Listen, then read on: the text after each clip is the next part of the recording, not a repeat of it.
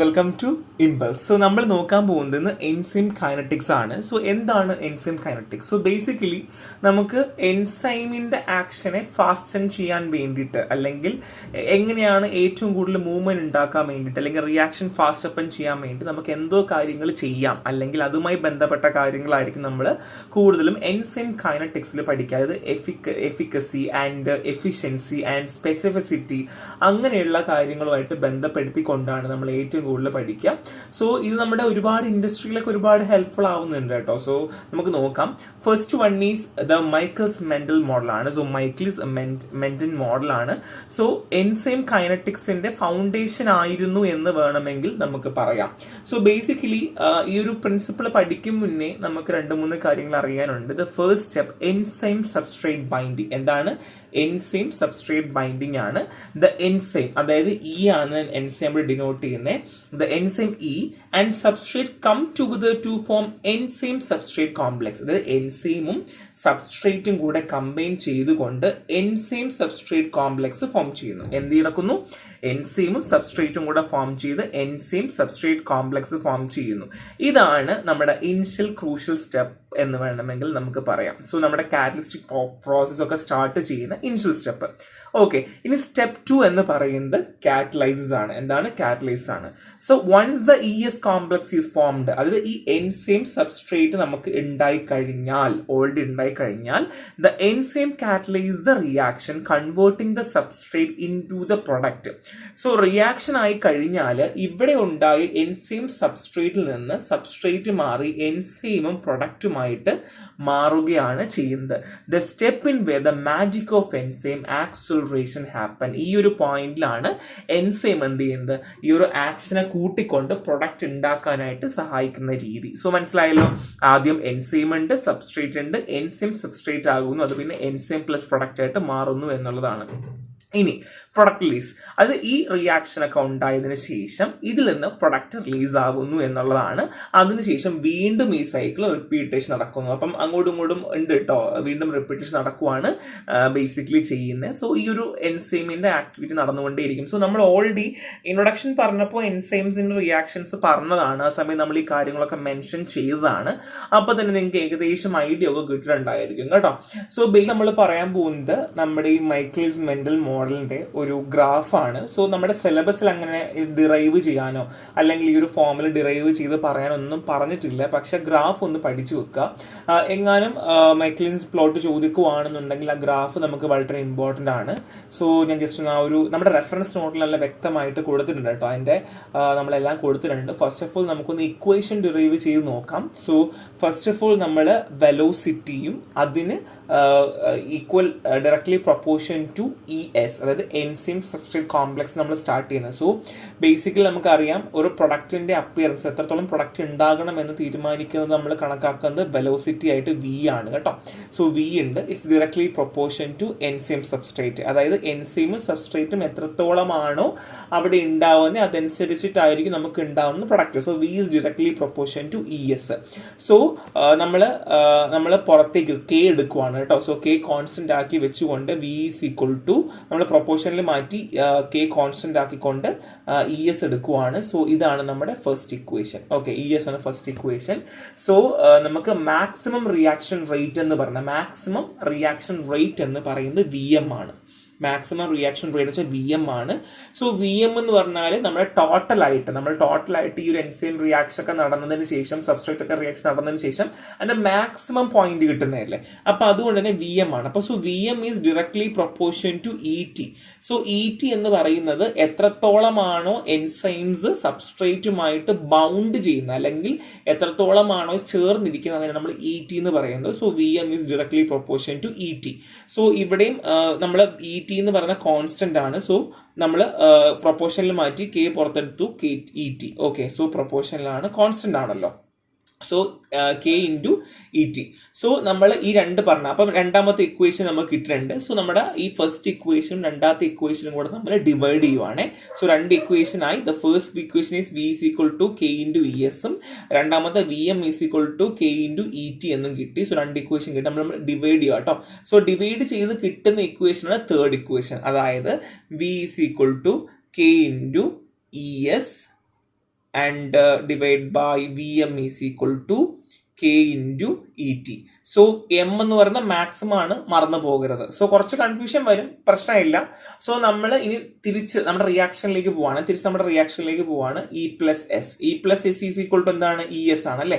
എൻസൈമും സബ്സ്ട്രേറ്റും കൂടെ റിയാക്ട് ആവുന്നതാണല്ലോ എൻസൈം സബ്സ്ട്രേറ്റ് കോംപ്ലക്സ് എന്ന് പറയുന്നത്. സോ നമ്മുടെ 3 ഇക്വേഷൻസ് ഉണ്ട്. V is equal to K into E S എന്നുണ്ട്, V M is equal to K into E T എന്നുള്ള 2 ഇക്വേഷൻ ഉണ്ട്. സോ നമ്മൾ പ്രൊപ്പോർഷനെ മാറ്റി ഈസ് ഈക്വൽ ടു ആക്കി കെ കോൺസ്റ്റന്റ് ആക്കി. ഈ 2 കാര്യങ്ങൾ മാത്രമേ നമ്മളിപ്പോൾ ചെയ്തിട്ടുള്ളൂ കേട്ടോ. സോ നമ്മുടെ കയ്യിൽ ഇത്രയും 3 അല്ലെങ്കിൽ 3 ടൈപ്പ് ഇക്വേഷൻസ് നമ്മൾ ഡിറൈവ് ചെയ്ത് വെച്ച് കഴിഞ്ഞു. സോ നമ്മൾ ഇനി ഇതെല്ലാം കൂടെ റീഅറേഞ്ച് ചെയ്ത് എല്ലാം കൂടെ റീഅറേഞ്ച് ചെയ്യുമ്പോൾ നമുക്ക് കിട്ടുന്നതാണ്. So E S into K into M plus S is equal to E T into S. So ഇത് കാണാതെ പഠിക്കുകയോ അല്ലെങ്കിൽ അത് ഒന്ന് റീഅറേഞ്ച് ചെയ്ത് നിങ്ങളൊന്ന് അതിനൊന്ന് അഡ്ജസ്റ്റ് ചെയ്ത് വെച്ചാൽ മതി. കാരണം നമ്മൾ ഇതിനെല്ലാത്തിനെയും, അതായത് നമ്മളൊരു ഇക്വിലിബ്രിയം കോൺസ്റ്റന്റ് നമ്മൾ ഡിസോസിയേഷൻ ഓഫ് ഇ എസും കെ എമ്മും ഈക്വൽ ടു ചെയ്യും. അതായത് നമ്മൾ K M is equal to E T minus E S into S divide by E S എന്ന് പറഞ്ഞൊരു ഫോർമുലയിലേക്ക് നമ്മൾ എത്തും. ഈ ഒരു ഫോമിൽ നിന്നാണ് നമ്മൾ ഈ ഒരു ഫോർമുല ഡിറൈവ് ചെയ്തെടുക്കുന്നത്. അതായത് നമ്മളിൽ 3 ഇക്വേഷൻസ് ഉണ്ടല്ലോ, അതായത് E plus S is equal to E S ആണെന്ന് നമുക്കറിയാം അല്ലേ. സോ നമ്മൾ ഈ ഒരു ഇക്വേഷനെ വെച്ചുകൊണ്ട് നമ്മൾ അതുകൊണ്ട് ഒരു ഇക്വിലിബ്രിയം കോൺസ്റ്റന്റ് നമ്മൾ ഈ ഒരു ഡിസോസിയേഷൻ ഓഫ് ഇ എസ് ഉള്ളത് കൊണ്ടും അതിന്റെ കെ എമ്മും കൂടെ ഈക്വൽ ടു ആകുന്നത് കൊണ്ടൊരു ഡിസോസിയേഷൻ കോൺസ്റ്റന്റ് ആയിട്ട് നമ്മൾ ഇക്വിലിബ്രിയത്തിൽ കാണിച്ചുകൊണ്ടാണ് നമ്മൾ ഈ ഒരു ഇക്വേഷൻ എടുക്കുന്നത്. അങ്ങനെ നമുക്ക് ലാസ്റ്റ് കിട്ടുന്ന ഒരു ഇക്വേഷൻ ആണ് V is equal to V M into S divide by K M plus S എന്നൊരു ഇക്വേഷനിലേക്ക് നമ്മൾ വരുവാണ് ചെയ്യുക. സോ ഇതാണ് മിക്കൽസ് മെന്റൻ ഇക്വേഷൻ എന്ന് പറയുന്നത്. സോ ബേസിക്കലി ഈ ഒരു ഇക്വേഷൻ എഴുതി വെച്ചാലും മതി. അങ്ങനെ അധികം എനിക്ക് തോന്നുന്നില്ല, മിക്കവാറും ഒക്കെ 5 മാർക്കിനൊക്കെ ചോദിക്കാൻ ചാൻസ് ഉള്ളൂ. സോ ഓൾറെഡി തിയറി പാർട്ട് നിങ്ങൾക്ക് അറിയാം, എന്താണ് തിയറി പാർട്ട് അറിയാം, അത് എഴുതി വെക്കുക. പിന്നെ ഒരു ഗ്രാഫും കൂടെ ഉണ്ട്, മിക്കൽസ് മെന്റൽ പ്ലോട്ടിന് ഗ്രാഫ് ഉണ്ട്. അപ്പോൾ ഞാൻ ഓൾറെഡി പറഞ്ഞു വെലോസിറ്റി ആണെന്ന് ഞാൻ പറഞ്ഞല്ലേ. അപ്പോൾ ഗ്രാഫിൽ ഒരു ഒബ്വിയസ്ലി വെലോസിറ്റി ഉണ്ടാവും ആൻഡ് സബ്സ്ട്രേറ്റ് കോൺസെൻട്രേഷൻ ഉണ്ടായിരിക്കും. സോ ഗ്രാഫ് ഇങ്ങനെയാണ് A B C. So basically എൻസൈമിന്റെ ആക്ഷൻ അനുസരിച്ചിട്ടാണ് നമ്മൾ പോകുന്നത്. സോ നമ്മളിവിടെ വി എമ്മും അറിയുന്നുണ്ട്, കെ എമ്മും അറിയുന്നുണ്ട്. സോ നമ്മൾ എൻസൈമിനെ നമ്മൾ ഈ പ്ലോട്ട് വെച്ചിട്ട് നമ്മൾ അറിയുന്നത്. സോ ഈ ഫസ്റ്റ് വരുന്ന എ എന്ന് പറയുന്ന ഈ പോർഷൻ ആണ് ഹാഫ് വി മാക്സ് എന്താണ്? നമ്മുടെ മാക്സിമം കിട്ടുന്ന ആക്ഷന്റെ പകുതിയാണ് ഹാഫ് വി മാക്സ് എന്ന് പറഞ്ഞാൽ. സോ ഈ സി എന്ന് പറയുന്നതാണ് എന്ത്? വി മാക്സിമം എൻസൈമിന്റെ action. So half V M max എന്ന് വെച്ചാൽ പകുതി, എൻസൈമിന്റെ പകുതി action. And full V M max എന്ന് പറഞ്ഞാൽ എത്രയാണ് വരിക? ഫുൾ ആയിട്ടാണ് വരുന്നത്. അപ്പൊ ഞാൻ ഗ്രാഫ് ഒന്നും കൂടെ വരയ്ക്കാം. വെലോസിറ്റി, സബ്സ്ട്രേറ്റ് കോൺസെൻട്രേഷൻ, ഇവിടെയാണ് ഹാഫ് വി മാക്സ് ആൻഡ് ഇവിടെയാണ് എന്ത്? V max. അപ്പൊ 2 പോയിന്റ് കിട്ടിയല്ലേ. സോ ഗ്രാഫ് വരക്കുവാണെന്നുണ്ടെങ്കിൽ എ ബി സി ഇങ്ങനെ ഉണ്ടാവാം. സിമ്പിൾ ആണ്, അധികമൊന്നും ഇല്ല കേട്ടോ. So K M is equal to S എന്നുള്ള രീതിയിലേക്ക് നമ്മൾ വരും. സോ ബേസിക്കലി ഗ്രാഫ് മാത്രം നോക്കി വെച്ചാൽ മതിയായിരിക്കും, അല്ലാണ്ട് വേറൊന്നും ഇല്ല. പിന്നെ നമ്മുടെ ഈ ഒരു വി എമ്മും കെ എമ്മും വാല്യൂവിന് സിഗ്നിഫിക്കൻസ് ഉണ്ടോ, അല്ലെങ്കിൽ ഈ മൈക്ലിൻസ് മെന്റൽ മോഡൽ എന്തെങ്കിലും സിഗ്നിഫിക്കൻസ് ഉണ്ടോ എന്ന് വെച്ച് കഴിഞ്ഞാൽ നമുക്ക് എൻസൈമിന്റെ സബ്സ്ട്രേറ്റിന്റെ കോൺസെൻട്രേഷൻ നമുക്ക് എക്സ്പ്രസ് ചെയ്യാൻ പറ്റും, എത്രത്തോളമാണ് റിയാക്ഷൻ ഉണ്ട് നമുക്ക് അറിയാൻ പറ്റും. അങ്ങനെ ഒരുപാട് കാര്യങ്ങൾ നമ്മളെ ഹെൽപ്പ് ചെയ്യുന്നുണ്ട്. ആ ഒരു കാര്യം മാത്രമേ നമുക്ക് ഇതിനകത്ത് പറയാനുള്ളൂ. നമ്മുടെ റെഫറൻസ് നോട്ട് വായിച്ചാൽ മതിയായിരിക്കും, അപ്പോൾ നിങ്ങൾക്ക് ഏകദേശം ഒരു ഐഡിയ കിട്ടും. സോ നെക്സ്റ്റ് നമ്മൾ നോക്കാൻ പോകുന്ന ഡീകോഡിംഗ് ദ മൈക്കിൾസ് മെന്റൽ ഇക്വേഷൻ. സോ മൈക്കിൾ മെന്റൽ ഇക്വേഷൻസിന്റെ ഓരോ പോർഷൻസ് ഞാൻ പറയാൻ പോവാ. സോ വി എന്ന് പറയുന്നത് ഇനിഷ്യൽ റിയാക്ഷൻ റേറ്റ് ആണ് വി, അതായത് എത്രത്തോളം വെലോസിറ്റിയിലാണ് എൻസൈംസ് സബ്സ്ട്രേറ്റിനെ പ്രൊഡക്റ്റായിട്ട് കൺവേർട്ട് ചെയ്യുന്നതിനെയാണ് നമ്മൾ വി എന്ന് പറയാം. ഇനിഷ്യൽ വെലോസിറ്റി എന്ന് പറഞ്ഞാൽ നമ്മൾ മെഷർ ചെയ്യാണ് ചെയ്യുക. And we maximum reaction rate ഞാൻ ഓൾറെഡി പറഞ്ഞു, നിങ്ങൾക്ക് മനസ്സിലായിട്ടുണ്ടാവും എത്രത്തോളമാണ് നമുക്ക് മാക്സിമം റിയാക്ഷൻ കിട്ടുക എന്നുള്ളതാണ്. ആൻഡ് എസ് എന്ന് വെച്ചാൽ സബ്സ്ട്രേറ്റ് കോൺസെൻട്രേഷൻ നമുക്ക് അറിയാം എത്രയാണെന്നുള്ളത് അറിയാം. ആൻഡ് മെക്ലിൻസ് കോൺസ്റ്റന്റ്, കെ എം എന്ന് വെച്ചാൽ എന്താണ്? മെക്ലിൻസ് കോൺസ്റ്റന്റ് ആണ്. സോ ഓൾറെഡി നമുക്കറിയാം കോൺസ്റ്റന്റ് ആണെന്ന് പറഞ്ഞു. ഒരു പ്രത്യേകിച്ച് കെ എം ആണെങ്കിൽ എന്താണ്? മെക്ലിൻസ് കോൺസ്റ്റന്റ് ആണ്. സോ എത്രത്തോളമാണ് വി മാക്സിൽ നമുക്ക് എൻസൈംസിന്റെ സബ്സ്ട്രേറ്റിന്റെയും അഫിനിറ്റി കാണുന്നു, പ്രൊഡക്റ്റുകൾ ഉണ്ടാകുന്നു എന്നുള്ളതാണ്. അപ്പൊ നമ്മൾ ഓൾറെഡി ആ ഒരു ഇക്വേഷൻ പറഞ്ഞപ്പോൾ നിങ്ങൾക്ക് മനസ്സിലാവും. 3 ഡിവൈഡ് ചെയ്യുന്നു, ലാസ്റ്റ് ഒരു ഇക്വേഷൻ വരുന്ന ഗ്രാഫ് വരയ്ക്കുന്നു. അത് മാത്രമേ നമുക്ക് ആവശ്യമുള്ളൂ, അല്ലാണ്ട് വേറെ അധികമൊന്നും നമുക്ക് അതിൽ പഠിക്കാനായിട്ട് വരുന്നില്ല. So next one is Lineweaver-Burkett plot. So Lineweaver-Burkett plot ആണ്. So basically ഈ ഒരു Lineweaver-Burkett Burke plot എന്ന് പറഞ്ഞാൽ നമ്മുടെ ഒരു മിക്കൽസ് മെനൻ റിലേഷൻഷിപ്പ് പോലെ തന്നെ നമുക്ക് കൈനറ്റിക് പാരാമീറ്റേഴ്സ്, എൻസൈംസിന്റെ കൈനറ്റിക് പാരാമീറ്റേഴ്സ് അറിയാൻ വേണ്ടി നമ്മൾ ഹെൽപ്പ് ചെയ്യുന്ന ഒരു സ്റ്റഡി തന്നെയാണ് എന്ത് ഈ ബക്കേഴ്സ് പ്ലോട്ട് എന്ന് പറയുന്നത്. അതിന് നമുക്ക് ഫോർമുല ഉണ്ട് കേട്ടോ. സോ ഇക്വേഷൻ ഉണ്ട്, V is equal to V max S divide by K M plus S എന്നാണ്. ഇത് നമ്മുടെ ഏത് ഇക്വേഷനാ? നമ്മുടെ മൈക്കൽസ് മെനൻ ഇക്വേഷൻ ആണ് അല്ലെ. അപ്പൊ ഇതിന് നമ്മൾ റെസിപ്രോക്കൽ എടുക്കുക ചെയ്യുക. റെസിപ്രോക്കൽ എടുക്കുന്ന സമയത്ത് 1 / v is equal to K M plus S divide by V max S is equal to K M V max 1/s plus 1/v max. So ഇത് റെസിപ്രോക്കൽ എടുത്തതാണ് കേട്ടോ. റെസിപ്രോക്കൽ എടുക്കുമ്പോൾ നമുക്ക് എന്ത് ചെയ്യാൻ പറ്റും? നമുക്ക് ഈ ഇക്വേഷനിലേക്ക് വരാൻ പറ്റും. സോ ഇതിൽ വീണ്ടും നമ്മുടെ ഗ്രാഫ് ഇതിലും ഗ്രാഫ് ഉണ്ട് കേട്ടോ. സോ ഗ്രാഫ് ഉണ്ട്, ആ ഗ്രാഫ് വരയ്ക്കാൻ പഠിക്കുക. സോ ഇങ്ങനെയാണ് ഗ്രാഫ് വരുന്നത്. സോ ഈ സ്ലോപ്പ് എന്ന് പറയുന്നത് K M divide by V max ആണ്. K M divide by V max നമ്മുടെ റെഫറൻസ് ടെക്സ്റ്റ് ബുക്കിൽ കിടപ്പുണ്ട്, അത് നോക്കി പഠിക്കണം കേട്ടോ. സോ ഇവിടെ 1/v0, ഇവിടെ എന്ന് വെച്ച് കഴിഞ്ഞാൽ -1/km. സോ മിക്കൽസ് കോൺസ്റ്റന്റ് ആണ്. ആൻഡ് ഇവിടെ 1/s ആണ്. സോ ഇങ്ങനെ ഒരു ഗ്രാഫ് ഉണ്ട്, ആ ഗ്രാഫ് പഠിച്ചു വെക്കുക. സോ ഈ ഗ്രാഫിലേക്ക് നമ്മൾ ഇക്വേഷൻ നമ്മൾ ഇൻകോപ്പറേറ്റ് ചെയ്യുവാണ് ചെയ്യുക. സോ ഈക്വൽ ടു -1/km എന്നും y മൈനസ് ഇന്റർസെപ്റ്റ് ആണെന്നുണ്ടെങ്കിൽ 1/v മാക്സ് എന്നും കിട്ടും. സോ ഈ രണ്ട് ഇക്വേഷൻസ് ആണ് നമുക്ക് ഇന്ന് കിട്ടുക. സോ ഇത് അതുപോലെ അങ്ങ് പഠിച്ചു വെച്ചിരുന്നാൽ മതി, അല്ലാണ്ട് അധികം അങ്ങനെ ടൈമൊന്നും എടുക്കേണ്ട ആവശ്യമില്ല. നമ്മുടെ റെഫറൻസ് നോട്ട് നോക്കുമ്പോൾ നിങ്ങൾക്ക് മനസ്സിലാവും. സോ ബേസിക്കലി ഗ്രാഫുമായിട്ട് ബന്ധപ്പെടുത്തിക്കൊണ്ടാണ് അവിടെ പറയുന്നു. സോ ഞാൻ ഓൾറെഡി തിയറി പറഞ്ഞു ആൻഡ് കൺസ്ട്രക്ഷൻ ഞാൻ ഓൾറെഡി ഗ്രാഫ് വരച്ച് കാണിച്ചല്ലോ. സോ നമ്മൾ പ്ലോട്ട് ചെയ്യാണ്. സോ നമ്മൾ ഓൾറെഡി 1/v അഗെയിൻസ്റ്റും 1/ സബ്സ്ട്രേറ്റും വെച്ചിട്ട് നമ്മളൊരു ലീനിയർ ഗ്രാഫ് വെച്ചിട്ട് y ഇന്റർസെപ്റ്റിൽ റെപ്രസെന്റ് ചെയ്തുകൊണ്ട് x ഇന്റർസെപ്റ്റും വെച്ചുകൊണ്ട് -1/km സോ നമ്മുടെ കോൺസ്റ്റന്റ് വെച്ചുകൊണ്ട് നമ്മൾ കൺസ്ട്രക്ട് ചെയ്യുന്ന ഗ്രാഫാണ്. ആ ഗ്രാഫ് മറന്നു പോകാതെ ഗ്രാഫ് വരയ്ക്കാനായിട്ട് തന്നെ പഠിക്കുക. സോ ലിമിറ്റേഷൻസ് ഉണ്ടായിരുന്നു. ബേസിക്കലി എക്സ്പെരിമെന്റൽ എറേഴ്സ് ഒക്കെ അവിടെ നമുക്ക് പ്രോപ്പർലി എക്സ്പ്രസ് ചെയ്യാൻ പറ്റിയില്ല. ലോ സബ്സ്ട്രേറ്റ് കോൺസെൻട്രേഷൻ ആണെന്നുണ്ടെങ്കിൽ അത് എല്ലാ സ്യൂട്ടബിൾ എൻസൈം സിസ്റ്റത്തിലും പറ്റുന്നില്ല. അങ്ങനെ ഒരുപാട് ലിമിറ്റേഷൻസ് ഉണ്ടായിരുന്നു. സോ എനിക്ക് തോന്നുന്നു നമ്മുടെ സിലബസിൽ ഈ പേര്, ഈ ലൈൻവീവേഴ്സും പിന്നെ നമ്മുടെ മൈക്കിൾസിന്റെ പേര് മാത്രമേ മെൻഷൻഡ് ആയിട്ടുള്ളൂ. അപ്പോൾ ഓൾറെഡി നിങ്ങൾ ചെയ്യേണ്ടത് നമ്മുടെ റെഫറൻസ് ടെക്സ്റ്റ് ബുക്ക് എടുക്കുക, അവിടെ നിന്ന് ഗ്രാഫ് നോക്കുക, ഗ്രാഫ് പഠിക്കുക, പിന്നെ ഇക്വേഷൻസും പഠിക്കുക. ഈ രണ്ട് കാര്യം ചെയ്യുക. ഡിറൈവ് ചെയ്യാൻ പഠിക്കാൻ പറ്റുന്ന സ്റ്റെപ്പുകൾ, മേജർ 3 സ്റ്റെപ്പുകൾ പഠിക്കുക മൈക്കിൾസ് ആണെങ്കിൽ. സോ ഇവിടെ വേറൊന്നുമില്ല, ഗ്രാഫ് മാത്രം വരയ്ക്കുക, പിന്നെ എക്സ് ഇന്റർസെപ്റ്റും y ഇന്റർസെപ്റ്റും മാത്രം പഠിച്ചു വെച്ചാലും മതിയാകും. അത് വെച്ച് നമ്മൾ ബാക്കി എഴുതിയാൽ മതിയാകും കേട്ടോ.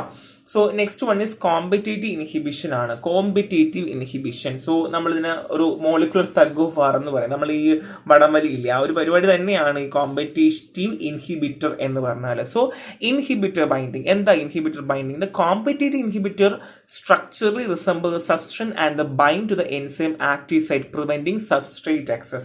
നമുക്ക് ഓൾറെഡി അറിയാം എൻസൈമിൽ എന്തെന്ന് വന്ന് സബ്സ്ട്രേറ്റ് ഇരിക്കുവാണ് ചെയ്യുക അല്ലേ. സോ ഈ എൻസൈമിൽ സബ്സ്ട്രേറ്റ് വന്നിരിക്കാനായിട്ട് സമ്മതിക്കില്ല, അത് ഇൻഹിബിറ്റ് ചെയ്തുകൊണ്ടേയിരിക്കും. അപ്പം ഒരു ആക്റ്റീവ് സൈറ്റിൽ സബ്സ്ട്രേറ്റിനെ പോലെ റിസംബിൾ ചെയ്യുന്ന വേറൊരു സ്ട്രക്ചറും കൂടെ വന്നിങ്ങനെ അവിടെ കോമ്പറ്റീഷൻ നടക്കും. അതായത് ഇപ്പോൾ എക്സാമ്പിൾ ട്വിൻസുകൾ വന്നിട്ട് അമ്മയുടെ അടുത്ത് നിന്ന് പാത്രത്തിൽ നിന്ന് ഫുഡ് കഴിക്കുന്ന പോലെ എനിക്ക് വേണം എന്ന് പറഞ്ഞ് ഇടി ഉണ്ടാക്കില്ല, അത് തന്നെയാണ്. അപ്പം ബൈൻഡിങ് ഇൻഹിബിറ്റ് ചെയ്യുക എന്നുള്ളതാണ് ഫസ്റ്റ് പോയിന്റ്. 2 കൈനറ്റിക് എഫക്റ്റ് ആണ്. അതായത് ഇങ്ങനെയുള്ള ടൈപ്പ് ഓഫ് ഇൻഹിബിഷൻ ആണ് എന്നുണ്ടെങ്കിൽ increase the apparent km. So എന്ത് ചെയ്യുന്നു, മൈക്കിൾസ് കോൺസ്റ്റന്റ് എന്ത് ചെയ്യുന്നു, കൂട്ടുകയാണ് ചെയ്യുക. അത് മാത്രമല്ല കൂടുതൽ സബ്സ്ട്രേറ്റ് ഉണ്ടെങ്കിൽ മാത്രമേ ഈ ഇൻഹിബിഷൻ ഓവർകം ചെയ്യാൻ പറ്റൂ. അതായത് നമ്മൾ ഇവിടെ ഒരുപാട് സബ്സ്ട്രേറ്റിനെ കൊണ്ടുവന്നാൽ മാത്രമേ എന്ത് ചെയ്യാൻ പറ്റുള്ളൂ, ഈ സബ്സ്ട്രേറ്റിനെ പോലെ റിസംബിൾ ചെയ്യുന്നതിനെ ഒഴിവാക്കി ഈ സബ്സ്ട്രേറ്റിന് കയറിയിരിക്കാനായിട്ട് പറ്റുള്ളൂ എന്നാണ്. ഇപ്പം ഇനി വന്നിട്ടില്ല എന്നുണ്ടെങ്കിൽ ബി മാക്സ് എന്ത് ചെയ്യും, റിമെയിൻ അൺചേഞ്ച്ഡ് ആയിരിക്കും. സബ്സ്ട്രേറ്റ് അവിടെ NF ആയിട്ട് ഉണ്ട് എന്നുണ്ടെങ്കിൽ. However V max remain unchanged if the NF substrate is present. ഇനി സബ്സ്ട്രേറ്റ് ഉണ്ടെങ്കിൽ, അതായത് നമ്മുടെ വി മാക്സ് എന്തായിരുന്നു, അതായത് നമുക്ക് എത്രത്തോളമാണ് നമുക്ക് എൻസൈമിന്റെ ആക്ടിവിറ്റി കിട്ടുക, അതല്ലേ വി മാക്സ് അല്ലെ, മാക്സിമം ആക്ടിവിറ്റി. അപ്പം എത്രയൊക്കെ സബ്സ്ട്രേറ്റ് വന്നാലും എങ്ങനെയൊക്കെ കോമ്പറ്റീഷൻ ഉണ്ടായാലും അവിടെ കിട്ടുന്ന വി മാക്സ് സെയിം തന്നെ, അത് ഒരു മാറ്റം. നമ്മൾ ആ ഗ്രാഫ് ഓർമ്മയില്ലേ, ആ ഒരു വി മാക്സ്, ഇതാണ് വി മാക്സ്, ഇതാണെങ്കിൽ ഹാഫ് വി മാക്സ് ആണ്. അപ്പം എത്രത്തോളം അവിടെ എൻസൈം വന്നാലും എന്തായാലും ഈ വി മാക്സ് എന്ന് പറയുന്നത് അങ്ങനെ തന്നെ ഉണ്ടാകും. സോ റിവേഴ്സിബിലിറ്റി, ഈ കോമ്പറ്റിറ്റീവ് ഇൻഹിബിഷൻ നമുക്ക് റിവേഴ്സിബിൾ ചെയ്യാൻ പറ്റും. അതായത് നമ്മൾ ഈ എൻസൈമിന്റെ റെസ്പോൺസിന് അല്ലെങ്കിൽ ആ ഒരു സെല്ലുലാർ കണ്ടീഷനിലുള്ള എൻസൈമിന്റെ റെസ്പോൺസിൽ എന്തെങ്കിലും ഓൾട്രേഷൻ വരുത്തുകയാണെന്നുണ്ടെങ്കിൽ നമുക്ക് എന്ത് ചെയ്യാൻ പറ്റും, റിവേഴ്സിബിൾ ആയിട്ട് കൊണ്ടുവരാനായിട്ട് പറ്റും. അപ്പോൾ എന്തൊക്കെ പറഞ്ഞു, കോമ്പറ്റിറ്റീവ് ഇൻഹിബിഷനിൽ നമ്മുടെ ഈ എൻസൈമിന്റെ ആക്റ്റീവ് സൈറ്റിൽ നമ്മുടെ സ്ട്രക്ചർ റിസംബിൾ ചെയ്യുന്ന സബ്സ്ട്രേറ്റിനെ പോലെ ഒരു സാധനം വന്ന് ഇരിക്കുവാണ് ചെയ്യുക, അവിടെ കോമ്പറ്റിഷൻ നടക്കുവാണ് ചെയ്യുക. സോ കൈനറ്റിക് എഫക്റ്റ് ഞാൻ പറഞ്ഞു. സോ സബ്സ്ട്രേറ്റിന്റെ അളവ് കൂട്ടുക എന്നുള്ളത് മാത്രമേ നമുക്ക് ചെയ്യാനായിട്ട് പറ്റൂ. പക്ഷേ വി മാക്സ് സെയിം തന്നെ ആയിരിക്കും. റിവേഴ്സിബിലിറ്റിയുടെ കാര്യത്തിൽ പറയുവാണെങ്കിൽ നമുക്കിത് റിവേഴ്സിബിൾ ചെയ്യാനായിട്ട് പറ്റൂ കേട്ടോ, നമുക്ക് അലൗഡ് ആണ്. പിന്നെ നമുക്ക് റിവേഴ്സിബിൾ ചെയ്യണമെങ്കിൽ അറിയാലോ, നമുക്ക് എങ്ങനെയാണോ തിരിച്ചുണ്ടായിരുന്നത് അതേപോലെ നമുക്ക് റിവേഴ്സ് ചെയ്ത് കൊണ്ടുവരാൻ പറ്റും. നമുക്കിപ്പോൾ കൂടുതൽ സബ്സ്ട്രേറ്റ് ആണെങ്കിൽ നമുക്കത് റിമൂവ് ചെയ്യുക, അതൊക്കെ നമുക്ക് അലൗവിങ് ആണ് എന്നുള്ളതാണ് കേട്ടോ. സോ ഇത്രയും കാര്യമാണ് കോമ്പറ്റിറ്റീവ് ഇൻഹിബിഷനിൽ. ഇനി നോൺ കോമ്പറ്റിറ്റീവ് ഇൻഹിബിഷൻ ഉണ്ട്, അലോസ്ട്രിക് റെഗുലേഷൻ എന്ന് പറയും. സോ ഇനി നോൺ കോമ്പറ്റിറ്റീവ് എന്ന് പറയുമ്പോൾ അവിടെ കോമ്പറ്റീഷൻ ഇല്ല എന്നുള്ളത് തന്നെയാണ്. ഇനി ബൈൻഡിങ് മെക്കാനിസം എങ്ങനെയാണ്? നോൺ കോമ്പറ്റീറ്റീവ് ഇൻഹിബിഷൻ എന്ന് പറയുന്നത് നമ്മുടെ ആക്റ്റീവ് സൈറ്റിൽ അല്ലെങ്കിൽ നമ്മുടെ ഡിഫറെൻ്റ് ആയിട്ടുള്ള ഡിസ്റ്റിങ്ക്റ്റ് സൈറ്റുകൾ ഉണ്ടായിരിക്കും ആക്റ്റീവ് സൈറ്റിൽ തന്നെ. അതിനാണ് നമ്മൾ അലോസ്ട്രിക് സൈറ്റ് എന്ന് പറയാം. Non competitive inhibitor bind to a site distinct from the active site. So ഇതാണ് ആക്റ്റീവ് സൈറ്റ് എങ്കിൽ ഇതിന്റെ വേറെ എവിടെയെങ്കിലുമൊക്കെ അറ്റത്തോ സൈഡിലോ ഒക്കെ വന്നൊക്കെ ഒരു ചില പോയിന്റ് ഉണ്ടാവും. അതിനാണ് നമ്മൾ അലോസ്ട്രിക് സൈറ്റ് എന്ന് പറയുക. This binding induces conformation change in the enzyme structure. So ഇങ്ങനെയുള്ള ബൈൻഡിങ് ആയിരിക്കുമ്പോൾ എൻസൈമിന്റെ സ്ട്രക്ചറിൽ തന്നെ മാറ്റങ്ങൾ വരിക എന്നുള്ളതാണ്, ഒരു ഡിഫറെന്റ് അലോസ്ട്രിക് സ്ട്രക്ചറുകൾ വരിക എന്നുള്ളതാണ്. അതുകൊണ്ടാണ് നമ്മൾ ഇതിന് അലോസ്ട്രിക് സ്ട്രക്ചർ അല്ലെങ്കിൽ അലോസ്ട്രിക് എൻസൈം എന്നൊക്കെ നമ്മൾ പറയുന്നത്. അതായത് ഇപ്പൊ നോർമലി നമുക്കൊരു ആക്റ്റീവ് സൈറ്റ് ഉണ്ട്, അതായത് ഇപ്പം എൻ്റെ പടം വരച്ച് പറയുവാണെന്നുണ്ടെങ്കിൽ ഞാൻ ഒന്ന് വരച്ച് പറഞ്ഞുതരാം. സോ ഇതാണ് എൻസൈം എന്ന് വെച്ചോളൂ, ഞാൻ 2 എൻസൈം വരയ്ക്കുന്നുണ്ട്. അപ്പൊ നോർമലി ഇതാണ് സബ്സ്ട്രേറ്റ്. ഓക്കെ, ഈ സബ്സ്ട്രേറ്റ് എവിടെയാ വന്നിരിക്കുക? നമ്മുടെ എൻസൈമിന്റെ ആക്റ്റീവ് സൈറ്റിൽ വന്നിരിക്കുവാണ് ചെയ്യുക അല്ലേ. സോ ഇത് ഇവിടെ ഒരു സബ്സ്ട്രേറ്റ് ഉണ്ട് കേട്ടോ. സോ 2 സബ്സ്ട്രേറ്റ് ഉണ്ട്. സോ നോർമലി നമുക്ക് ഇവിടെ ഇൻഹിബിഷൻ നടത്തണമെങ്കിൽ കോമ്പറ്റീറ്റീവ് ഇൻഹിബിഷൻ നമുക്കറിയാം, ഈ ആക്റ്റീവ് സൈറ്റിൽ നമ്മുടെ സബ്സ്ട്രേറ്റിനെ പോലെ ഷേപ്പുള്ള ഒരു സാധനം വന്നിരിക്കുന്നു അല്ല, അങ്ങനെയാണ് ചെയ്യുക. പക്ഷെ ഇവിടെ അങ്ങനെ ആയിരിക്കില്ല. നോൺ കോമ്പറ്റീറ്റീവ് എങ്ങനെയാണെന്ന് വെച്ച് കഴിഞ്ഞാൽ ഇൻഹിബിഷൻ എന്ന് പറയുന്നത് ആ സാധനം വന്നത് ഇവിടെ ഇരിക്കുക, ഇതിന്റെ മൂട്ടിലോ സൈഡിലോ എവിടെയെങ്കിലും ഒക്കെ വന്നായിരിക്കും ഇരിക്കേണ്ട. അപ്പം ബേസിക്കലി അത് ബാധിക്കുന്നില്ല, അപ്പോൾ നോൺ കോമ്പറ്റീറ്റീവ് ആണ്. അപ്പം അതുകൊണ്ടാണ് നമ്മൾ പറയുന്നത് ഈ ഒരു നമ്മുടെ ഈ ആക്റ്റീവ് സൈറ്റിന് പുറമെ അല്ലെങ്കിൽ ആക്റ്റീവ് സൈറ്റിന്റെ സൈഡിലോ എവിടെയെങ്കിലും ഒക്കെ ആയിട്ട് വേറെ ഡിഫറെന്റ് പോയിന്റ്സ് ഉണ്ടായിരിക്കും. ആ പോയിന്റ്സിൽ പോയിട്ട് ഈ സാധനം ഒന്ന് ഒട്ടിയിരിക്കുകയാണ് ചെയ്യേണ്ടത് കേട്ടോ. സോ ഇനി കൈനറ്റിക് ഇമ്പാക്ട് എങ്ങനെ നോക്കാം. സോ പ്രൈമർ എഫക്ട് എന്ന് വെച്ചാൽ അതായത് ചെറുതായിട്ട് വി മാക്സ് കുറയും കേട്ടോ. വി മാക്സ് ചെറുതായിട്ടൊന്ന് പ്രൈമറിലി കുറയും. As the inhibitor reduce the enzyme catalytic efficiency. അതായത് ഈ ഒരു ഇൻഹിബിറ്റർ എൻസൈമിന്റെ കാറ്റലിസ്റ്റിക് എഫിഷ്യൻസി കുറയ്ക്കുന്ന അനുസരിച്ചിട്ട് വി മാക്സ് കുറയും. നമ്മുടെ ഗ്രാഫ് ഓർമ്മ ഉണ്ടല്ലോ, ആ വി മാക്സ്. അപ്പൊ എൻസൈമിന്റെ ആ ഒരു ആക്ടിവിറ്റി കുറയ്ക്കുന്ന അനുസരിച്ച് കുറയുന്നു. And interestingly K max remain unchanged. So K max നമ്മുടെ ഈ മൈക്കിൾസ് കോൺസ്റ്റന്റിൽ ഒരു മാറ്റം ഉണ്ടാവില്ല. അതുപോലെ തന്നെ നമുക്ക് എത്രത്തോളമാണ് നമുക്ക് കിട്ടുക എന്നുള്ളത് അതിലൊരു മാറ്റം ഉണ്ടാവില്ല. ബൈൻഡിങ് ആയാലും അതിന്റെ ആക്ഷൻസ് ആയാലും ഒരു മാറ്റം ഉണ്ടാവില്ല. പക്ഷേ വി മാക്സ് എന്ന് പറയുന്നത് വെലോസിറ്റിന്റെ മാക്സ് എന്ന് പറയുന്നത് കുറഞ്ഞ തന്നെ ഇരിക്കും എന്നുള്ളതാണ്. സോ സെല്ലുലാർ സിഗ്നിഫിക്കൻസ് ഉണ്ടോ എന്ന് ചോദിച്ചാൽ ഈ ഒരു ടൈപ്പ് ഓഫ് ഇൻഹിബിഷൻ എന്ന് പറഞ്ഞാൽ ഫൈൻ ട്യൂണിങ് എൻസൈം ആക്ടിവിറ്റി ആണ്. അതായത് നമ്മുടെ ഈ എൻസൈമിന് ഒരു ഫൈൻ ട്യൂണിങ് കൊടുക്കുകയാണ് ചെയ്യുക. പക്ഷെ ഡയറക്റ്റ്ലി എന്ത് ചെയ്യുന്നില്ല, കോമ്പറ്റീറ്റീവ്ലി ഈ സബ്സ്ട്രേറ്റിനെ കുറയ്ക്കുകയോ ഒന്നും ചെയ്യുന്നില്ല. അതുകൊണ്ട് തന്നെ അത് വലിയൊരു സിഗ്നിഫിക്കൻസ് ഉണ്ടോ വെച്ചാൽ ഇല്ല. ബേസിക്കലി എൻസൈം ട്യൂണിങ് എന്നുള്ളൊരു മാത്രമേ, ഒരു ഫൈൻ ട്യൂണിങ് എന്നുള്ളത് മാത്രമേ ഉള്ളൂ. അല്ലാതെ എൻസൈമിനെ അത് ബാധിക്കുന്നില്ലല്ലോ. എൻസൈമിന്റെ ഒരു സ്ട്രക്ചറൽ ഡിഫറൻസ് വരുത്തുന്നു എന്നുള്ളതല്ലാണ്ട് വേറെ വലുത് ബാധിക്കണമെന്നില്ല. സോ ആപ്ലിക്കേഷൻ പറയുവാണെങ്കിൽ ഈ ഡ്രഗ് ഡിസൈനിങ്ങും അല്ലെങ്കിൽ ഈ മെറ്റാബോളിക് എഞ്ചിനീയറിംഗിലൊക്കെ ഒരുപാട് നമ്മൾ ഹെൽപ്പ് ചെയ്യും. സോ ബേസിക്കലി ഏതെങ്കിലും ഒരു എൻസൈമിനെ കുറയ്ക്കുന്നു എന്ന് നമുക്ക് അറിയാമെന്നുണ്ടെങ്കിൽ അല്ലെങ്കിൽ ഏതെങ്കിലും ഒരു ഇൻഹിബിറ്റർ നമുക്ക് അറിയാമെന്നുണ്ടെങ്കിൽ നമുക്ക് ഇത് നമ്മൾ പറയാൻ പോകുന്ന കൈനറ്റിക് കോൺസിക്വൻസ് ആണ്. സോ ഓൾറെഡി നമുക്ക് വി മാക്സ് അറിയാം, കെ എം അറിയാം. സോ ഇതുകൊണ്ടാണ് നമ്മൾ ഈ പ്ലോട്ടുകൾ പഠിപ്പിക്കുന്നത് കേട്ടോ. ഈ പ്ലോട്ടുകൾ പഠിപ്പിക്കുമ്പോഴാണല്ലോ നമുക്ക് ഈ വി മാക്സ് എന്നാണ് കെ എം എന്നറിയാം. സോ ബേസിക്കലി ഗ്രാഫിൽ പറഞ്ഞ വി മാക്സ് ആയിക്കോട്ടെ അല്ലെങ്കിൽ കെ എം ആയിക്കോട്ടെ അതിൽ മാറ്റം വരും. കാരണം എന്താണ്, ഈ എൻസൈം സബ്സ്ട്രേറ്റും ആയതിനു ശേഷമുള്ള കോംപ്ലക്സിനെ അല്ലേ ബാധിക്കുന്നത്. അപ്പൊ പ്രൊഡക്റ്റ് ഇനി ഉണ്ടാവണമല്ലോ. അപ്പൊ അതിനെ ബാധിക്കുന്നത് കൊണ്ട് പ്രശ്നം തന്നെയാണ്. നമുക്ക് വേണമെങ്കിൽ എൻസൈമിന്റെ ഒക്കെ അപ്പിയറൻസിനെയൊക്കെ എന്ത് ചെയ്യാറുണ്ട്, ലൈക്ക് ഇത് ഓൾട്ടറിങ് ഒക്കെ ചെയ്യാനുള്ള ഒരു ചാൻസ് ഒക്കെ ഉണ്ട് കേട്ടോ. അതായത് as the inhibitor reduce the available ES complex. ഇത് EX കോംപ്ലക്സിന്റെ അവൈലബിലിറ്റി അവിടെ കുറയ്ക്കുവാണ് ചെയ്യുക. നമ്മൾ ES ഉണ്ടായിട്ടുള്ള പ്രൊഡക്റ്റ് ഉണ്ടാകും തൊട്ട് മുന്നേ ഉള്ള സ്റ്റെപ്പിനെ കുറയ്ക്കുകയല്ലേ ചെയ്യുന്നത്. And alter the enzyme apparent affinity for substrate. ഈ സബ്സ്ട്രേറ്റിനോട് എൻസൈം കാണിക്കുന്ന അഫിനിറ്റീന്റെ ആ ഒരു എൻസൈം അപ്പിയറൻസിനെ പോലും എന്ത് ചെയ്യുന്നുണ്ട്, ഓൾട്ടർ ചെയ്യുന്നുണ്ട് എന്നുള്ളതാണ്. സോ അതായത് ഈ ഓൾഡ് നെക്സ്റ്റ് പ്രൊഡക്റ്റ് ഉണ്ടായാൽ മതി, എൻസൈം സബ്സ്ട്രേറ്റ് ആയി അടുത്ത് പ്രൊഡക്റ്റ് ഉണ്ടായാൽ മതി. അപ്പൊ ഈ ഒരു സ്റ്റെപ്പ് പ്രൊഡക്റ്റ് ഉണ്ടാകുന്നതിന് മുന്നേ ഉള്ള ഒരു അഫിനിറ്റീനെ ഒക്കെ ബാധിക്കുമ്പോൾ അത് പ്രശ്നം തന്നെയാണ് അല്ലേ. സോ മെറ്റബോളിക് ഇംപ്ലിക്കേഷൻസ് ഉണ്ട്. അതായത് ഈ ഒരു ഇൻഹിബിഷൻ നടക്കുന്നത് കൊണ്ട് തന്നെ നമ്മുടെ ഈ സബ്സ്ട്രേറ്റ് കോൺസെൻട്രേഷൻ ഒക്കെ ഒരുപാട് ബാധിക്കുന്നുണ്ട്. അതായത് നമുക്ക് ഈ പ്രൊഡക്റ്റ് ഉണ്ടാകുന്നതിലൊക്കെ ഒരുപാട് ബാധിക്കാറുണ്ട് എന്നുള്ളതാണ്. സോ സിമ്പിൾ ആണ്. ബേസിക്കലി ഇവിടെ എൻസൈമും സബ്സ്ട്രേറ്റും കോംപ്ലക്സ് ഫോം ചെയ്തതിന് ശേഷം ബാധിക്കുന്നതിനെയാണ് നമ്മൾ അൺകോമ്പറ്റേറ്റീവ് ഇൻഹിബിറ്റർ എന്ന് പറയുന്നത്. So next one is irreversible inhibitor. Irreversible, പേര് പറയുന്ന പോലെ തന്നെ ഇറിവേഴ്സിബിൾ ആണ്. പെർമനന്റ് ആയിട്ട് എൻസൈം ഡീആക്ടിവേറ്റ് ആകുന്നു. സോ ഇതിൽ ഫസ്റ്റ് നമ്മൾ ഇവിടെ വന്ന മെയിൻ പോയിന്റ്സുകൾ മാത്രം പഠിച്ചാൽ ആദ്യം ഒരു ഐഡിയ കിട്ടും കേട്ടോ നിങ്ങൾക്ക്. സോ ഇറിവേഴ്സിബിൾ ഇൻഹിബിഷൻ ആണ്, പെർമനന്റ് എൻസൈം ഡീആക്ടിവേഷൻ ആണ്. സോ പെർമനന്റ് ബൈൻഡിങ് എങ്ങനെ, അത് ഇറിവേഴ്സിബിൾ ആയിട്ടുള്ള ഇൻഹിബിറ്റേഴ്സിൽ നിന്ന് കോവാലന്റ് ബോണ്ട്, അതായത് കോവാലന്റ് ഒക്കെ ബോണ്ടുകളൊക്കെ ഇല്ലായോ. സോ ഈ കോവാലന്റ് ബോണ്ട് കൊണ്ട് എന്ത് ചെയ്യുന്നു, ഇവിടെ ഒരു ഇറിവേഴ്സിബിൾ ആയിട്ടുള്ള ഇൻഹിബിറ്റർ ബേസിക്കലി നമ്മൾ കോമ്പറ്റേറ്റീവ് ഇൻഹിബിറ്റർ പറഞ്ഞില്ലായിരുന്നോ, നോൺ കോമ്പറ്റേറ്റീവ് ഇൻഹിബിറ്റർ പറഞ്ഞില്ലായിരുന്നോ അലോസ്ട്രിക് എൻസൈമിൽ. അതേപോലെ തന്നെ ഒരു ഇൻഹിബിറ്റർ വന്നിട്ട് എൻസൈമിൽ വന്നിരുന്ന് കോവാലന്റ് ബോണ്ട് ക്രിയേറ്റ് ചെയ്യുന്നു.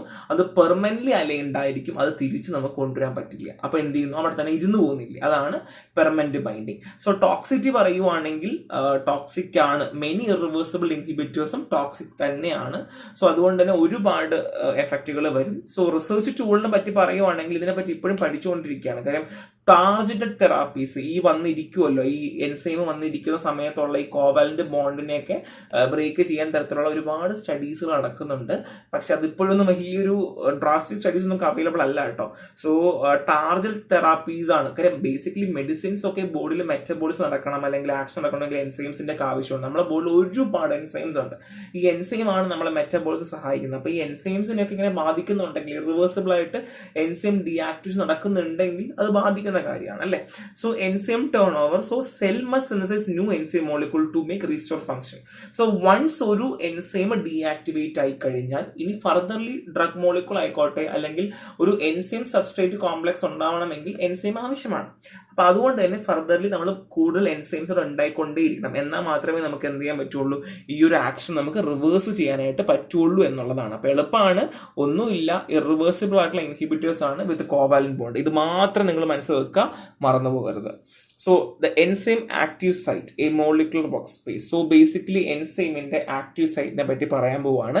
സോ സ്ട്രക്ചർ ആൻഡ് സ്പെസിഫിസിറ്റി പറയുവാണെങ്കിൽ active site 3 dimensional cleft or pocket ആണ്. എന്താണ് ആക്റ്റീവ് സൈറ്റ് എന്ന് പറയുന്നത്? ഒരു എൻസൈമിന്റെ ഒരു 3 ഡൈമെൻഷണൽ അല്ലെങ്കിൽ 3 ഡൈമെൻഷണൽ ഒരു ക്ലെഫ്റ്റ് എന്ന് പറയാം, ഇല്ലെങ്കിൽ എന്ത് പറയാം, പോക്കറ്റ് എന്ന് നമുക്ക് പറയാം എന്നുള്ളതാണ് കേട്ടോ. സോ നമ്മുടെ ഇതിൽ കൊടുത്തിട്ടുണ്ട് കേട്ടോ, നമ്മുടെ ഒരു ഫോട്ടോ കൊടുത്തിട്ടുണ്ട്. സോ നമ്മുടെ റെഫറൻസ് നോക്കിയാൽ മതിയാകും.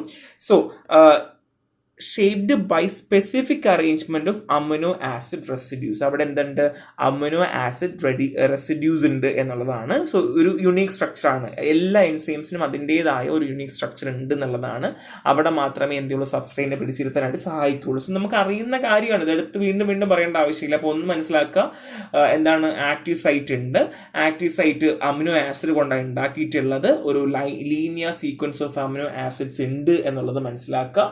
സോ അത് മാത്രമല്ല ആക്റ്റീവ് സൈറ്റ് അത്ര റിജിഡ് ഒന്നും അല്ല കേട്ടോ, ഫ്ലെക്സിബിൾ ആണ്. സബ്സ്ട്രേറ്റിന് ബൈൻഡ് ചെയ്യാൻ തരത്തിലുള്ള ഫ്ലെക്സിബിൾ ആയിട്ട് കൊടുത്തിട്ടുണ്ട് എന്നുള്ളത് തന്നെയാണ്. സോ കെമിക്കൽ എൻവയോൺമെന്റ് പറയുവാണെങ്കിൽ ആക്റ്റീവ് സൈറ്റിനകത്ത് ചെറിയ മൈക്രോ എൻവയോൺമെന്റ് ക്രിയേറ്റ് ചെയ്തിട്ടുണ്ട്. എന്താണ് മൈക്രോ എൻവിറോൺമെന്റ് ക്രിയേറ്റ് ചെയ്തിട്ടുണ്ട്? അപ്പം അതായത് ചാർജുകൾ, ഒരു ലൈക്ക് എന്താ ഹൈഡ്രോഫോബിക് പോക്കറ്റ്സുകൾ, അല്ലെങ്കിൽ ആ കറക്റ്റ് ആ ഒരു സബ്സ്ട്രേറ്റിന് വന്ന് ഇരിക്കാൻ തരത്തിലുള്ള ചെറിയൊരു ആക്ടിവേഷൻ എനർജി റിയാക്ഷൻസും ഒക്കെ കൊടുക്കാൻ തരത്തിൽ അവിടെ ഒരു റിയാക്ഷൻസ് ഒക്കെ നടക്കുന്നുണ്ട് കേട്ടോ. എന്നാൽ മാത്രമല്ല ഇത് കാര്യങ്ങൾ നടക്കത്തുള്ളൂ അല്ലേ. സോ അതുകൊണ്ട് തന്നെ അതിൻ്റെതായിട്ടുള്ള ഒരു ചാർജ് റീജിയൻ ഉണ്ട്, ഹൈഡ്രോഫോബിക് പോക്കറ്റ്സുകൾ ഉണ്ട്. അത് മാത്രമല്ല പ്രിസൈസ്ലി കറക്റ്റ് നമ്മൾ ഈ സ്പേസിലൊക്കെ കണ്ടിട്ടില്ലേ, വലിയ സ്പേസിലൊക്കെ വന്ന് കുഞ്ഞ് റോക്കറ്റൊക്കെ വന്ന് അറ്റാച്ച് ലോക്ക് ആവത്തില്ല, ആ ഒരു സ്പേസിൻ്റെ ഒക്കെ വീഡിയോസ് കണ്ടിട്ടില്ല, അതുപോലെ തന്നെയാണ് കറക്റ്റ് ലോക്ക് ആവാനും അറ്റാച്ച് ആകാനും ഒക്കെ കറക്റ്റ് ഒരു സ്പേസ് നമ്മൾ മനസ്സിൽ ആലോചിക്കുക. എൻസൈം വരുന്നു, സബ്സ്ട്രേറ്റ് വരുന്നു, അതിന് അറ്റാച്ച് ആവുന്നു, ലോക്ക് ആവുന്നു, അതൊക്കെ ഇങ്ങനെ ആലോചിക്കാം. അപ്പം അവിടെ ചെറിയൊരു ആക്ടിവേഷൻ എനർജി ഉണ്ട് എന്നുള്ളതാണ്. So next one is induced fit model.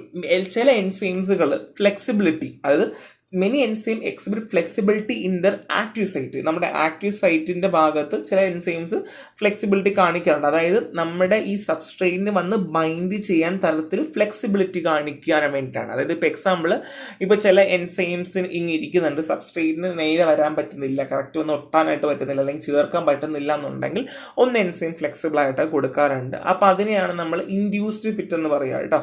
So basically ഒരു കറക്റ്റ് സ്പെസിഫിക് ആയിട്ട് വന്ന് അറ്റാച്ച് ആവാൻ വേണ്ടി സഹായിക്കുന്നതാണ്. അപ്പോൾ ഇത്രയേ ഉള്ളൂ എൻസൈമിന്റെ ആക്റ്റീവ് സൈറ്റ് എന്ന് പറഞ്ഞാൽ.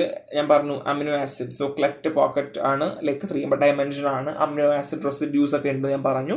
സോ ചില സമയത്ത് അത് ഫ്ലെക്സിബിൾ ആകാറുണ്ട് എന്നുള്ളതാണ്, അവിടെ ചെറിയൊരു ചാർജ് ഒക്കെ ഉണ്ട് എന്നുള്ളത്. ഇത്രയും മേജർ പോയിന്റ്സ് മനസ്സിലാക്കി വെക്കാം. So next one is allosteric regulation ആണ്, fine tuning enzyme activity. So already allosteric regulation എന്താണെന്ന് ഞാൻ പറഞ്ഞു.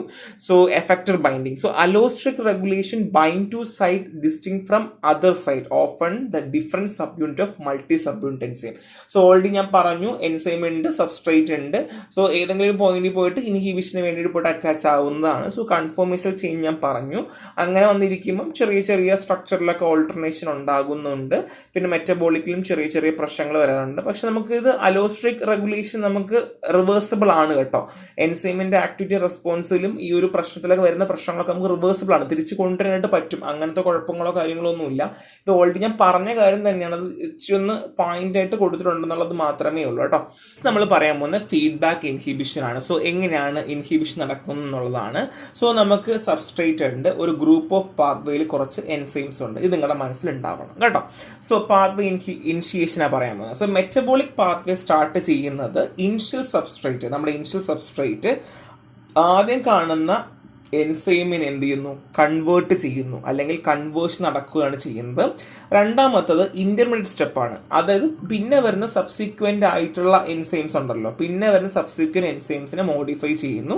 ആ സീക്വൻസിലുള്ള അവസാനം വരെയുള്ള കണ്ണീനെ, നമ്മൾ പറയില്ല അവസാനം കണ്ണീനെ ഒരു നശിപ്പിക്കുന്നവരല്ല, അതേപോലെ അവസാനം വരെ കാണുന്ന എൻസൈംസിന് എന്ത് ചെയ്യാറുണ്ട്, കൺവേർട്ട് ചെയ്യുന്നു എന്നുള്ളതാണ്. അപ്പോൾ എന്ത് ചെയ്തു, ഫസ്റ്റ് സബ്സ്ട്രേറ്റ് എൻസൈംസ്, പിന്നെ ഫർദർലി എല്ലാ എൻസൈംസും. നമ്മൾ പറയാമെന്ന് കോവാലന്റ് മോഡിഫിക്കേഷൻ ആണ്. അപ്പോൾ നമ്മൾ ഓൾറെഡി പറഞ്ഞു കോവാലന്റ് ബോണ്ടാണ് വരുന്നതെങ്കിൽ അത് റിവേഴ്സിബിൾ ആയിട്ട് എൻസൈംസ് ആവുകയും അങ്ങനെ എൻസൈംസ് നശിച്ചു പോവുകയും ചെയ്യുന്ന കാര്യം ഞാൻ ഓൾറെഡി പറഞ്ഞ കാര്യമാണ്. എന്നാൽ ഈ കോവാലന്റ് ബോണ്ട് ചെറിയ ചെറിയ മാറ്റങ്ങൾ വരുത്തി കഴിഞ്ഞാൽ നമുക്ക് ഈ ഒരു ഡിസ്ട്രക്റ്റ് ആയി നശിച്ചു പോയ എൻസൈമിനെ തിരിച്ചു കൊണ്ടുവരാൻ പറ്റും. എങ്ങനെ ചെയ്യാൻ പറ്റും നോക്കിയാലോ. ഫസ്റ്റ് വൺ ഈസ് ഫോസ്ഫോറിലേഷൻ ആണ്. അതായത് നമ്മൾ ഫോസ്ഫേറ്റ് ഗ്രൂപ്പ്, കൈനേസ് വഴി ഫോസ്ഫേറ്റ് ഗ്രൂപ്പാണ് നമ്മൾ ആഡ് ചെയ്യുന്നതെങ്കിൽ എൻസൈംസ് ആക്ടിവേറ്റോ ഇനാക്ടിവേറ്റ് ആവുകയും ചാൻസ് ഉണ്ട്. അതുകൊണ്ട് തന്നെ മെറ്റബോളിക് റെസിഡേഷൻ, സിഗ്നൽ ട്രാൻസ്ഡക്ഷനിലേക്ക് ഒരുപാട് മാറ്റങ്ങൾ നമുക്ക് കൊണ്ടുവരാനായിട്ട് പറ്റും. സോ ഫോസ്ഫോറിലേഷൻ, ഫോസ്ഫേറ്റ് ഗ്രൂപ്പ്, ഇത്രയും മാത്രം ലക്ഷ്യം മതി. നെക്സ്റ്റ് വൺ ഈസ് അസറ്റിലേഷൻ ആണ്. അസറ്റിൽ ഗ്രൂപ്പാണ് ആഡ് ചെയ്യുന്നത്, എളുപ്പമാണ്. അസൽ ഗ്രൂപ്പാണ്. ലൈസിൻ റെസിഡ്യൂസിലാണ് നമ്മൾ ആഡ് ചെയ്യുക. അസറ്റിൽ ഗ്രൂപ്പാണ്, ലൈസിൻ റെസിഡ്യൂ ആണ്. സോ ബേസിക്കലി എൻസൈമിന്റെ ആക്ടിവിറ്റി, പ്രോട്ടീൻ ഇന്ററാക്ഷൻ, അതിലൊക്കെ ഒരുപാട് മാറ്റങ്ങൾ വരും.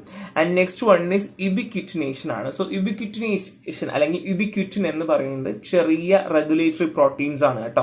മിക്കവാറും യൂക്കാരിയോട്ടിക് ഓർഗാനിസത്തിലൊക്കെ കാണുന്ന ചെറിയൊരു പ്രോട്ടീനാണ്, അല്ലെങ്കിൽ ഒരു ചെറിയൊരു 8.6 kDa ഉള്ള ഒരു പ്രോട്ടീനാണ്. കൂടുതലും യൂക്കാരിയോട്ടിക് ഓർഗാനിസത്തിൽ കാണുന്നതാണ് കേട്ടോ. സോ ഈ യുബിക്വിറ്റിൻ മോളിക്യൂൾസ് ആണ് എൻസൈംസിൽ വന്നിട്ട് അറ്റാച്ച് ആവുന്നതെങ്കിൽ ഫോർ ഡീഗ്രഡേഷനോ അല്ലെങ്കിൽ ഓൾട്രേഷനോ, സെല്ലുലാർ ലോക്കലൈസേഷനിലോ ഓൾട്രേഷനോ, അല്ലെങ്കിൽ ഈവൻ ദോ എൻസൈമിന്റെ ലെവലോ ആക്ടിവിറ്റിയിൽ പോലും മാറ്റം വരുത്താം. So ubiquitin molecules can mark enzyme for degradation or alter their cellular location. So ഈ യുബിക്വിറ്റിൻ മോളിക്യൂളിന്റെ ഈ പറഞ്ഞതുപോലെ റെഗുലേറ്ററി പ്രോട്ടീൻസ് വന്നാണ് അറ്റാച്ച് ചെയ്യുന്നതെങ്കിൽ എൻസൈമിന്റെ സെല്ലുലാർ ലോക്കലൈസേഷൻ അല്ലെങ്കിൽ കൺട്രോളിങ് എൻസൈം ലെവൽസ് അല്ലെങ്കിൽ ആക്ടിവിറ്റിയിലൊക്കെ പല മാറ്റങ്ങളും വരാം എന്നുള്ളതാണ്. സോ റിവേഴ്സിബിലിറ്റി ആണ്. എല്ലാ കോവാലന്റ് മോഡിഫിക്കേഷൻസും റിവേഴ്സിബിൾ ആണ്.